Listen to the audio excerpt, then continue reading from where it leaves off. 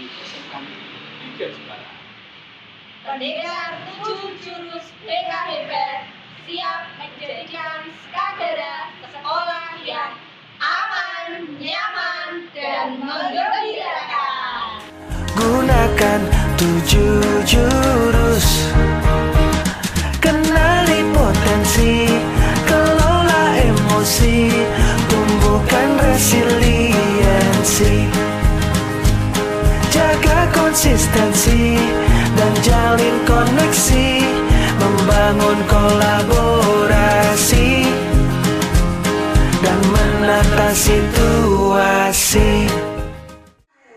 Disiplin ya, kalau tidak pernah terlambat itu mungkin masuk dalam tipe konvensional.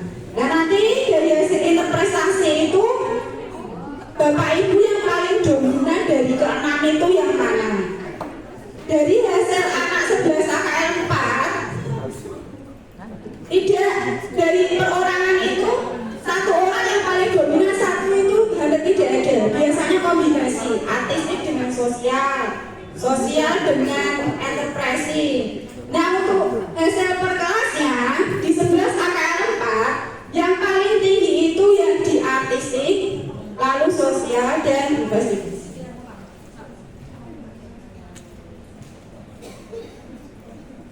Setelah nanti anak-anak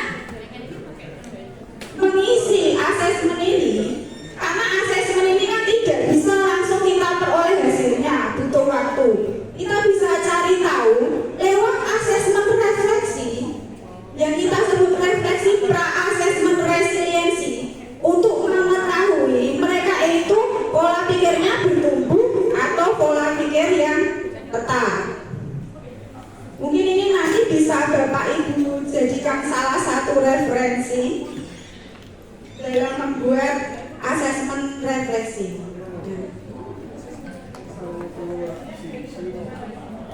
Oh iya, refleksi aja Bu.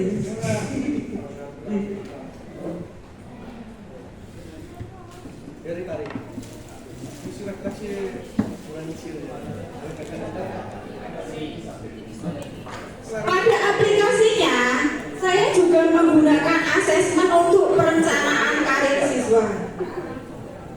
Next. Ya. Untuk kenali potensi, dikenali potensi, saya menggunakan metode asesmen refleksi merawat diri pada materi SMART, seragam, mantap, rapi, dan tertib, dengan pendekatan pembelajarannya game-based learning dengan teknik Clash of Champions. Nah, untuk mengetahui emosi siswa itu kelas 10 AKL 1 itu sudah mengenal dengan baik atau belum diri mereka sendiri. Untuk sesi refleksi, saya menggunakan asesmen seperti ini Bapak Ibu. Sebentar. Merawat penampilan, menata perasaan. Nah ini mungkin juga bisa dijadikan referensi refleksi. Hasilnya setelah kita olah, kita interpretasi dari kelas 10 AKL 1 itu mereka menanggapi teguran sebagai introspeksi, tidak ketakutan ataupun kemarahan. Next Pak.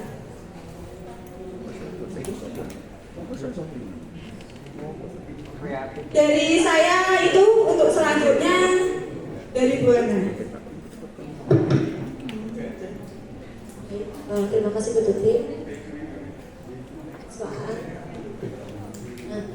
Hasil implementasi di kelas 10 DKV 2 saya ambil kenali potensi di sini dengan alasan dapat membantu guru BK untuk merancang pendekatan pembelajaran yang lebih personal dan efektif sesuai dengan karakteristik individual murid. Di sini saya menggunakan tes gaya belajar, jadi dapat mengetahui siswa ini gaya belajarnya seperti apa, itu nanti juga bisa mempermudah atau membantu Bapak Ibu guru mapel seperti itu.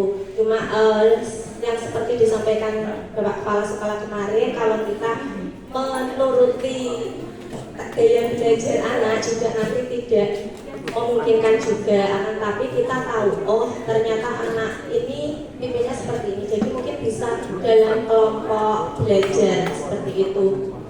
Nah di sini kita menggunakan metode ARKA, yaitu aktivitas, refleksi, konsep, dan aplikasi. Nah aktivitas di sini itu adalah simulasi. Simulasi tadi yang seperti Bapak Ibu sudah lakukan, yaitu mengerjakan tes gaya belajar, tes kemampuan majmuk atau multiple intelligence seperti itu, dan ada yang lainnya lagi. Kemudian untuk refleksi itu tadi hasil gaya belajar itu apa sih?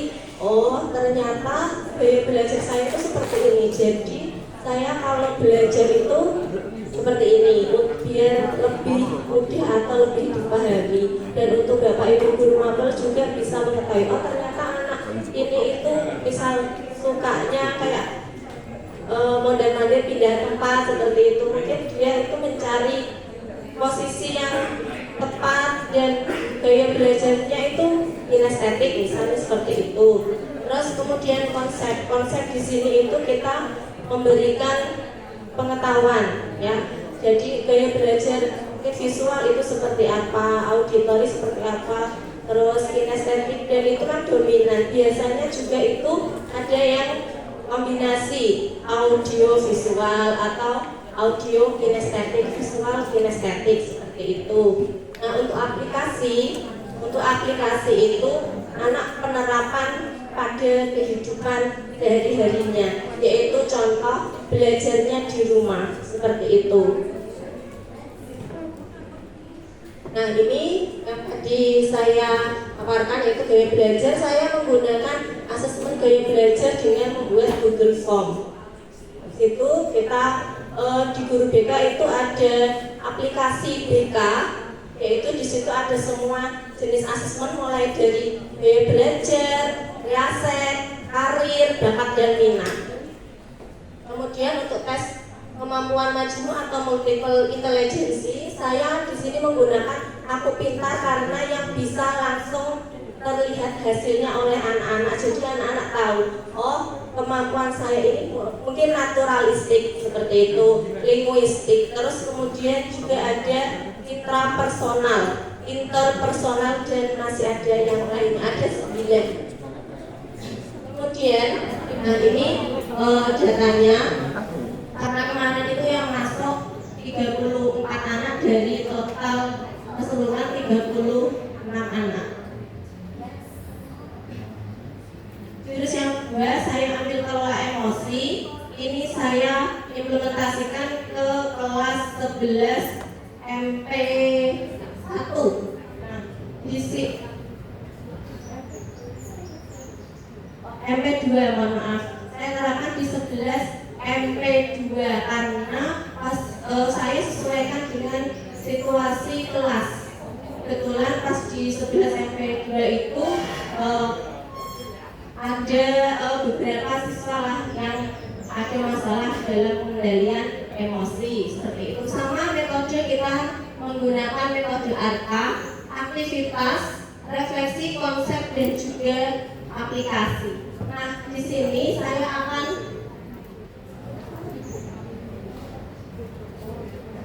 aktivitas ini akan saya berikan kepada Bapak Ibu guru. Mohon partisipasinya nih Pak Bu.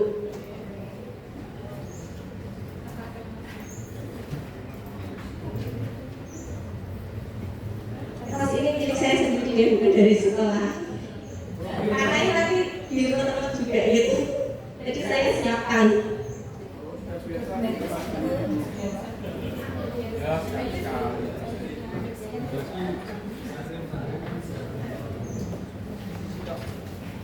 Ini yang belakang sudah bisa juga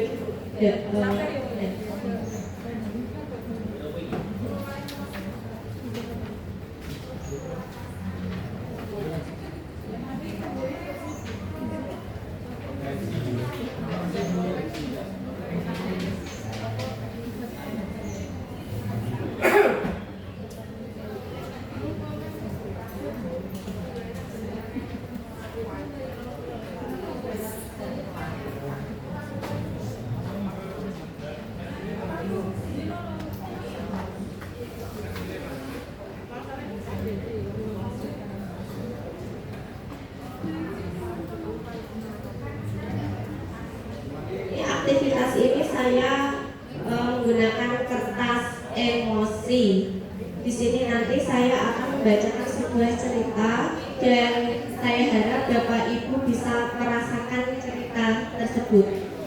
Dengan kertas ini, apabila nanti menurut Bapak Ibu itu emosinya sabar, berarti kertas ini akan tetap bersih, tidak lecek. Tapi kalau dalam cara itu menurut Bapak Ibu itu kesal atau marah, bisa meremas kertas ini.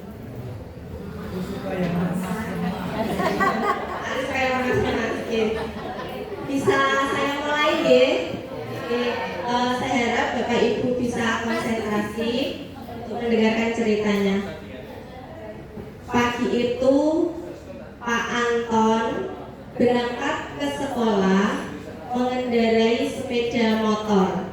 Bahan ajar yang sudah disiapkan rapi digantung di motor. Namun beberapa meter sebelum sampai sekolah, motor mendadak mogok karena kehabisan bensin. Dengan susah payah, Pak Anton mendorong motor hingga sampai ke sekolah. Sampailah Pak Anton di kelas. Hampir semua murid datang tepat waktu. Namun belum sempat suasana stabil, Andi masuk terlambat.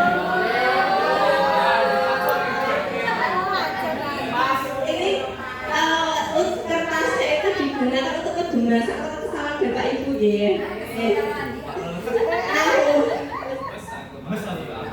Dia hanya menunduk sambil berkata, "Maaf Pak, saya telat." Pelajaran pun dimulai.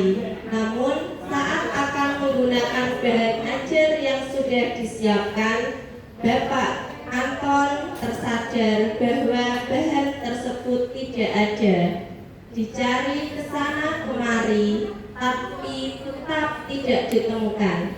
Dan terpaksa Pak Anton melanjutkan mengajar seadanya. Bayangan aktivitas mengajar yang seru seketika buyar. Di tengah pelajaran, saat Pak Anton mengajar, Andi terlihat tidak memberikan perhatian. Dia menunduk di bangkunya. Saat didekati, ternyata Andi sedang terlelap tidur. Tak lama kemudian, ada seorang bapak mengetuk pintu kelas. Pak Anton membuka pintu dan menghampirinya.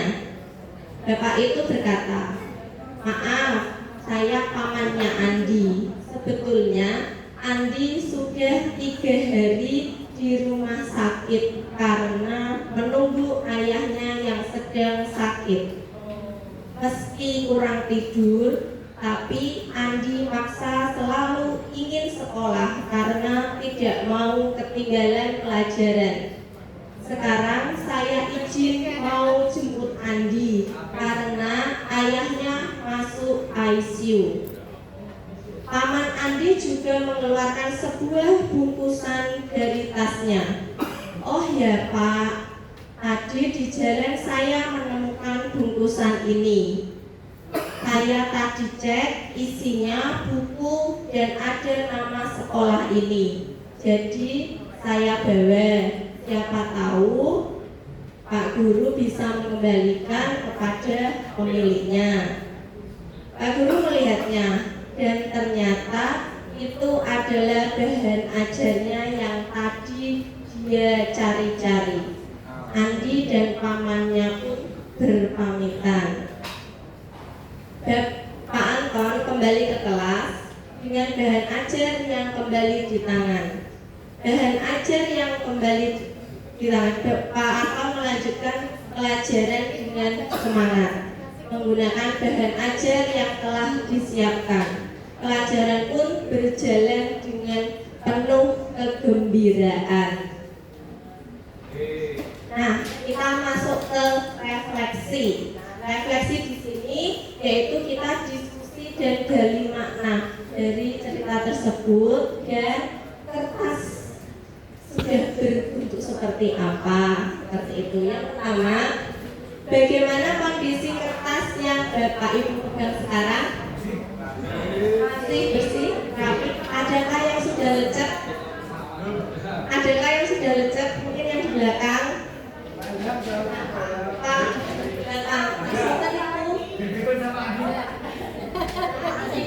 Pak Is. Nah, apakah Pak Is merasa menyesal dengan apa yang sudah dilakukan dengan kertas tersebut?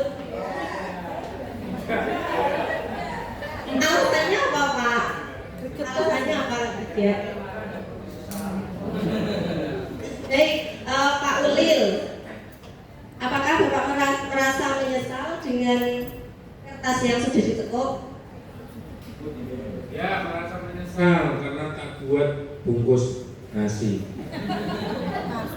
Oke, baik. Mungkin dari Pak Agung. Pak Agung kertasnya masih bersih ya. Kenapa?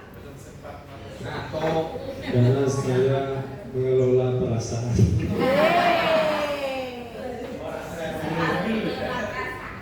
Gitu. Terima kasih jawaban dari Bapak Ibu Guru. Nah, seperti Bapak Ibu dalam mengelola emosi, kita tidak boleh mendengarkan cerita dari sepihak juga dan tidak jangan langsung menarik kesimpulan dari cerita awal, tapi kita dengarkan dulu sampai akhir apa sih yang sebenarnya terjadi, apa sih penyebabnya. Sama dengan halnya kita kepada anak-anak kita, mungkin anak ini sering terlambat, contoh aja kasus terlambat ya, kita ambil yang realnya saja.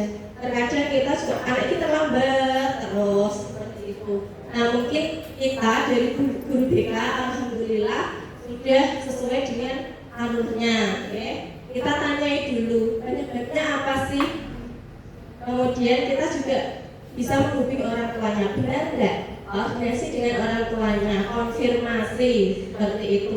Sebenarnya apa yang terjadi, kemudian kita juga mencari solusi. Bagaimana baiknya dan kita lihat progres atau perkembangan anak tersebut seperti itu. Nah, konsepnya kita memberi penjelasan mengenai konsep sel yaitu sosial, emosional, learning dan 5 kompetensi sel. Nah, di sini kita itu ada terbagi 3 yaitu neurotik, limbik dan dinosaurus. Nah, di sini kita peranan 3 Bapak Ibu. Neurotik. Jadi kita sebagai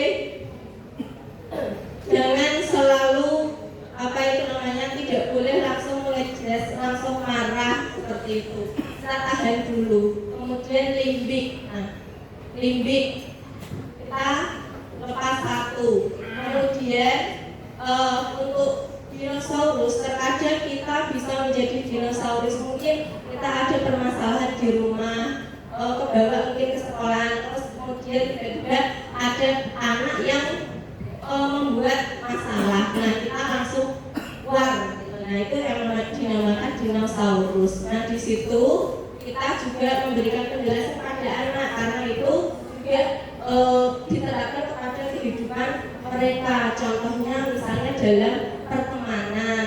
Dalam pertemanan itu terkadang ada miskomunikasi dalam diskusi atau berpendapat seperti itu.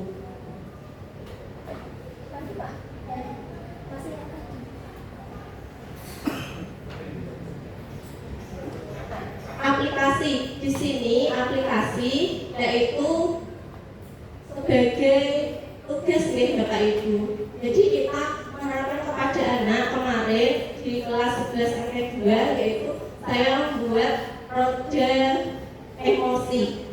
Ya, roda emosi itu jadi anak-anak diminta untuk berkelompok, kemudian membuat roda emosi sesuai dengan perasaannya pada hari itu. Nah, di sini next.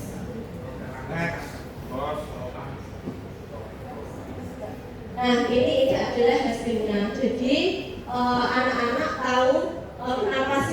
kamu pilih misalnya perasaanmu marah, sedih, bad mood, senang, gembira, itu nanti anak memberikan alasan dan memberikan cara menanganinya. Kalau misalnya yang bahagia ya berarti harus mempertahankan. Terus kalau misalnya marah, kenapa kok hari ini marah? Nah, bagaimana kamu bisa mengendalikan marahmu itu untuk bisa mengikuti pembelajaran seperti itu. Jadi tidak semua dari kita, tapi anak-anak juga harus memberi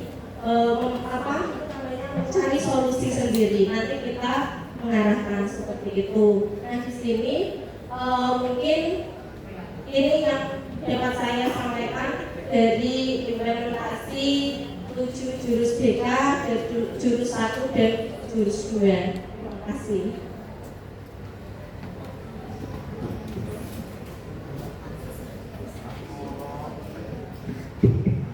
Baik teman-teman, terima kasih atas waktunya.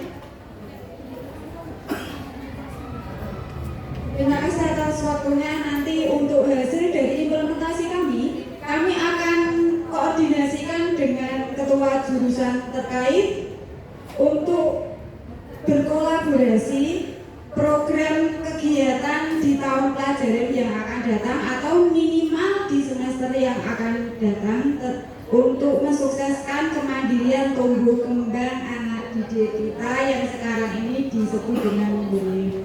Terima kasih atas waktunya. Sugeng makaryo. Wassalamualaikum warahmatullahi wabarakatuh. Untuk berkenan bisa diambil fotonya ke depan. SMK Negeri 3 Jepara telah melaksanakan 7 jurus BKIP. Dibina tepat generasi